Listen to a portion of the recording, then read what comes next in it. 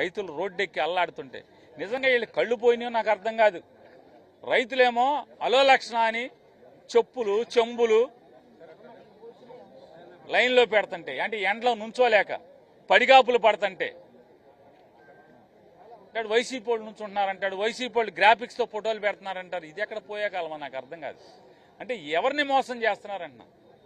సరే వైసీపీ వాళ్ళని వాళ్ళ రోడ్డు ఎక్కనివ్వు, ఆర్డీఓ ఆఫీస్కి వెళ్ళనివ్వు, ధర్నా చేయనివ్వు, కానీ రైతుకు యూరియా అందుద్దా అన్న. వైఎస్ఆర్ కాంగ్రెస్ పార్టీ వాళ్ళని పోలీసులను అడ్డం పెట్టి కట్టడి చేసే బదులు ఎక్కడెక్కడ యూరియా ఆల్రెడీ రాష్ట్రంలో ఉందంటున్నారు కదా, ఎవడింట్లో ఉంది యూరియా, ఎవడి గోడౌన్లో ఉంది, ఈ పోలీసుని దానికి ఎందుకు వాడవు?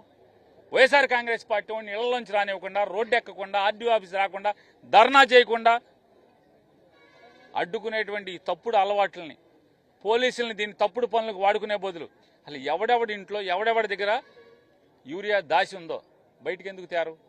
పోలీసులను దానికి వాడచ్చు కదా, వాడరు.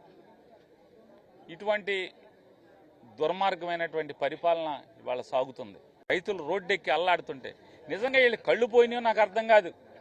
రైతులేమో అలో లక్షణ అని చెప్పులు చెంబులు లైన్లో పెడుతుంటే, అంటే ఎండలో నుంచోలేక పడిగాపులు పడుతుంటే అంటాడు వైసీపీ వాళ్ళు నుంచుంటున్నారంటాడు, వైసీపీ వాళ్ళు గ్రాఫిక్స్తో ఫోటోలు పెడుతున్నారంటారు. ఇది ఎక్కడ పోయే కాలమో నాకు అర్థం కాదు. అంటే ఎవరిని మోసం చేస్తున్నారంటున్నా.